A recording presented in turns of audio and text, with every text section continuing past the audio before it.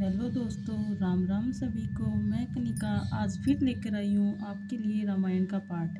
दोस्तों, हमें रामायण पढ़ते हुए 10-11 दिन हो गए। आज शायद 12वां दिन है। अगर आप सभी ने मेरी पिछली वीडियो नहीं देखी है तो प्लीज़ जाकर सुने, तभी रामायण का असली आनंद आएगा। और रामायण सुनने से और पढ़ने से अनेक समस्याओं का समाधान होता है दोस्तों। ये मेरे जीवन का अनुभव है, तो इसीलिए मैं आप सभी के लिए रामायण का पाठ लेकर आती हूँ। तो प्लीज़ इस वीडियो को ज़्यादा से ज़्यादा शेयर करें, सब्सक्राइब करें और मेरे चैनल को सपोर्ट करो। आइए दोस्तों, अब हम रामायण पाठ की करते हैं शुरुआत।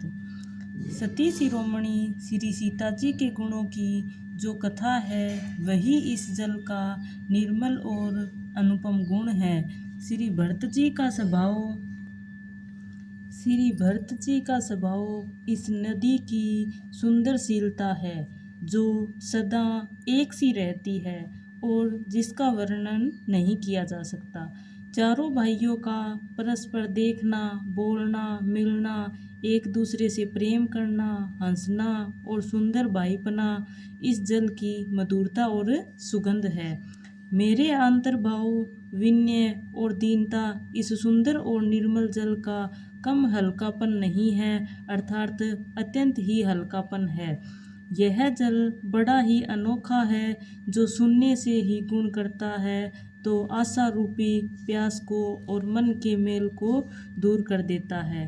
यह जल श्री रामचंद्र जी के सुंदर प्रेम को पुष्ट करता है, कलयुग के समस्त पापों और उनसे होने वाली ग्लानि को हर लेता है, संसार के जन्म मृत्यु रूप श्रम को सौंख लेता है और संतोष को भी संतुष्ट करता है और पाप, ताप, दरिद्रता और दोषों को नष्ट कर देता है। यह जल काम, क्रोध, मद और मोह का नाश करने वाला और निर्मल ज्ञान और वैराग्य को बढ़ाने वाला है। इसमें आदरपूर्वक स्नान करने से और इसे पीने से हृदय में रहने वाले सब पाप तप मिट जाते हैं।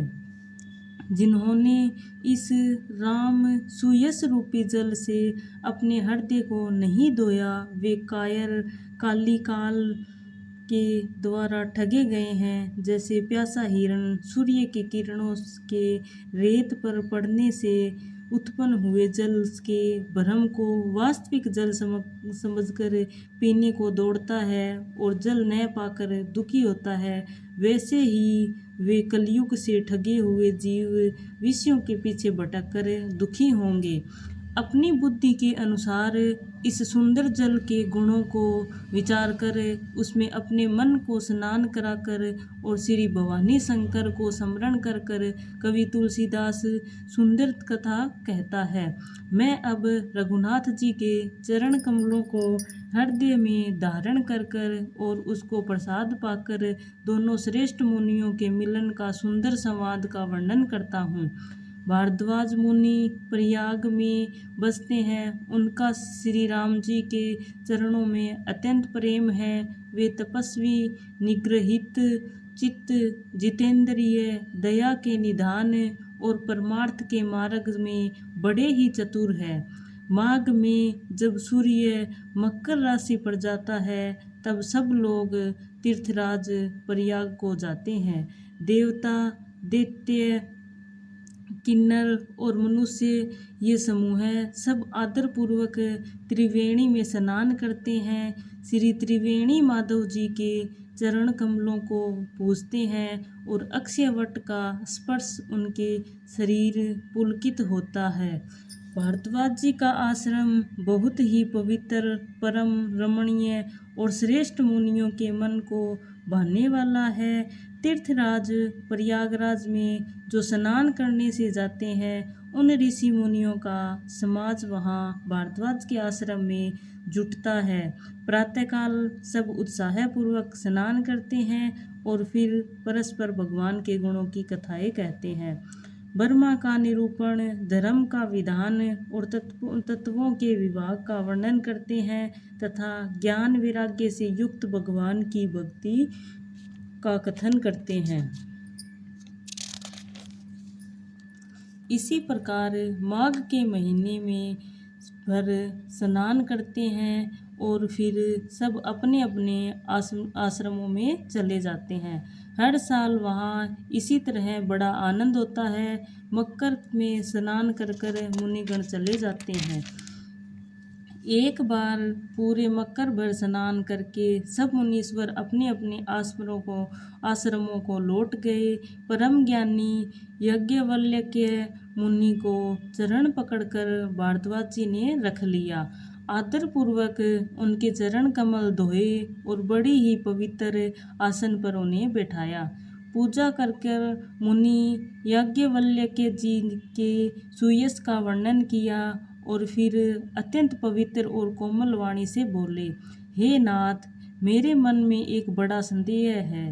वेदों का तत्व सब आपकी मुट्ठी में है, अर्थात आप ही वेद का तत्व जानने वाले होने के कारण मेरे संदेह का निवारण कर सकते हैं। पर उस संदेह को कहते मुझे भय और लाज आती है। भय इसलिए कहीं आप यह न समझे कि मेरी परीक्षा ले रहा है, और लाज इसलिए कि इतनी आयु बीत गई अब तक ज्ञान न हुआ, और यदि नहीं कहता तो बड़ी हानि होती, क्योंकि अज्ञानी बना रहता हूँ। हे प्रभु, संत लोग ऐसी नीति कहते हैं और वेद पुराण मुनिजन भी यही बतलाते हैं कि गुरुजन के साथ छिपाव करने से हृदय में निर्मल ज्ञान नहीं होता। यदि सोचकर मैं अपना अज्ञान प्रकट करता हूँ, हे नाथ, सेवक पर कृपा करके इस अज्ञान का नाश कीजिए। संतों, पुराणों और उपनिषदों राम नाम के असीम प्रभाव का गान कीजिए। कल्याण स्वरूप गान और गुणों की राशि अविनाशी भगवान शंभु निरंतर राम नाम का जाप करते रहते हैं। संसार में 4 जाति के जीव है। काशी में मरने से सभी परम पद को प्राप्त करते हैं। हे मुनिराज, वह भी राम नाम की ही महिमा है, क्योंकि शिवजी महाराज दया कर कर काशी में मरने वाले जीवों को राम नाम का ही उपदेश करते हैं। इसी से उनका परम पद मिलता है। हे प्रभु, मैं आपसे पूछता हूँ कि वे राम कौन है? हे कृपानिधान, मुझे समझाकर कहिए। एक राम तो अवध नरेश दशरथ जी के कुमार है। उनका चरित्र सारा संसार जानता है। उन्हें सत्री के विरह में अपार दुख उठाया और क्रोध आने पर युद्ध में रावण को मार डाला। हे प्रभु, वही राम है या और कोई दूसरे हैं जिनको शिवजी जपते हैं? आप सत्य के धाम हैं और आप सब कुछ जानते हैं। ज्ञान विचार कर कहिए। हे नाथ, जिस प्रकार मेरा यह भारी भ्रम मिट जाए, आप वही कथा विस्तार पूर्वक कहिए।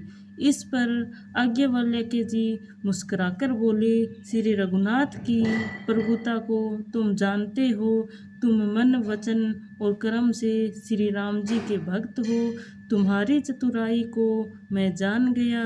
तुम श्री राम जी के रहस्यमय गुणों को सुनना चाहते हो, इसी से तुमने ऐसा प्रश्न किया है, मानो बड़े ही मूढ़ हो। हे तात, तुम आदरपूर्वक मन लगाकर सुनो। मैं श्री राम जी की सुंदर कथा कहता हूँ। बड़ा भारी अज्ञान विशाल महिषासुर है और श्री राम जी की कथा उसे कष्ट कर देने वाली भयंकर काली जी है।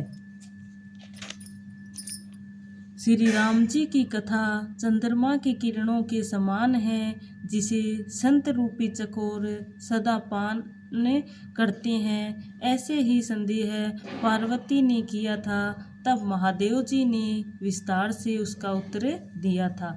अब मैं अपनी बुद्धि के अनुसार वही उपमा और शिवजी का संवाद कहता हूँ। वह जिस समय और जिस हेतु से हुआ, उसे हे मुनि तुम सुनो, तुम्हारा विषाद मिट जाएगा। एक बार त्रेता युग में शिवजी अगस्त्य ऋषि के पास गए उनके साथ जगजननी भवानी सती जी भी थी। ऋषि ने संपूर्ण जगत के ईश्वर जानकर उनका पूजन किया।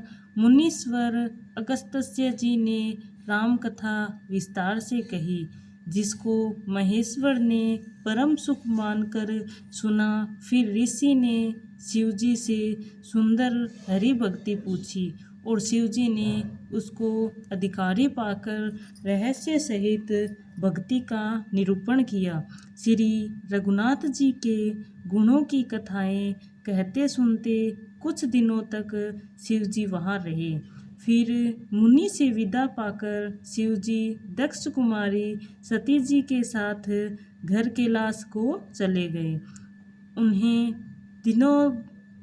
दिनों पृथ्वी का भार उतरने के लिए श्री हरि ने रघुवंश में अवतार लिया था। वे अविनाशी भगवान उस समय पिता के वचन से राज्य का त्याग कर तपस्वी या साधु वेश में दंडक वन में विचर रहे थे। शिव जी हृदय में विचारते जा रहे थे कि भगवान के दर्शन मुझे किस प्रकार हो। प्रभु ने गुप्त रूप से अवतार लिया है, मेरे जाने में सब लोग जान जाएंगे। श्री शंकर जी के हृदय में इस बात को लेकर बड़ी खलबली उत्पन्न हो गई, परंतु सती जी इस भेद को नहीं जानती थी। तुलसीदास जी कहते हैं कि शिव जी के मन में भेद खुलने का डर था, परंतु दर्शन के लोभ से उनके नेत्र ललचा रहे थे। रावण ने ब्रह्मा जी से अपनी मृत्यु मनुष्य के हाथों से मांगी थी। ब्रह्मा जी के वचनों को प्रभु सत्य करना चाहते थे। मैं जो पास नहीं जाता हूँ तो बड़ा पछतावा रह जाता है। इस प्रकार शिव जी विचार करते थे, परंतु कोई भी युक्ति ठीक नहीं बैठती थी। इस प्रकार महादेव जी चिंता के वश में हो गए। उसी समय नीच रावण ने जाकर मारीच को साथ लिया और वह मारीच तुरंत कपट मृग बन गया। मूर्ख रावण ने छल कर सीता जी को हर लिया। उसे श्री रामचंद्र जी के वास्तविक प्रभाव का कुछ भी पता ना था। मृग को मारकर भाई लक्ष्मण सहित श्री हरि आश्रम में आए तो उसे खाली देखकर अर्थात वहाँ सीता माता को न पाकर उनके नेत्रों में आंसू भर आए। श्री रघुनाथ जी मनुष्यों की भांति विरह में व्याकुल है और दोनों भाई वन में सीता जी को खोजते हुए फिर रहे हैं। जिनकी कभी कोई संयोग वियोग नहीं है, उनमें प्रत्यक्ष विरह का देखा गया है। श्री रघुनाथ जी का चरित्र बड़ा ही विचित्र है। उसको पहुँचे हुए ज्ञानीजन ही जानते हैं। जो मंदबुद्धि है वे तो विशेष रूप से मोह के वश में होकर हृदय में कुछ दूरी ही बात समझ बैठते हैं। दोस्तों, आज के लिए बस इतना ही, आगे पढ़ेंगे कल। अगर आप सभी को मेरी वीडियो अच्छी लगती है तो प्लीज़ लाइक करें, शेयर करें, सब्सक्राइब करें। धन्यवाद दोस्तों।